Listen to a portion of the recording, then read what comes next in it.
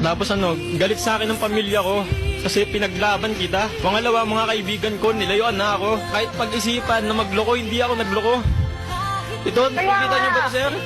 Oh. Pero bakit Papakatotoo ba yung kailangan mukha niyan, umabot sir? pa sa ganito?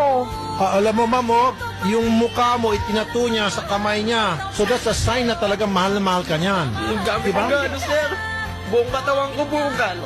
Oh, ma'am, makukulong ka. Gusto mong pakulong to? Ayoko naman siya kumabot sa ganun dahil ayoko naman pong isipin ng mga anak ko na isa sa amin may nakakulong. Tignan ko yung mga galos mo, sir. Oh, ang dami, oh. Oh, tagtag ng galos. Hanggang sa bayan, sir. Ma'am naman. Inis ko lahat yun. Para sa mga anak ko. Dahil minsan lang maging isang ama. Marami nag-aangat ng isang buong pamilya. Sobra Pero ka mahal, tinatabi alam mo mo. ba yun? Pero ilang beses mo kaming inaalisan. Paano ikaw ang nagbabalik sa akin? Kapag nag-aaway tayo, hindi naman grabe. Pero ginagawa mo sa akin? Umaalis ka.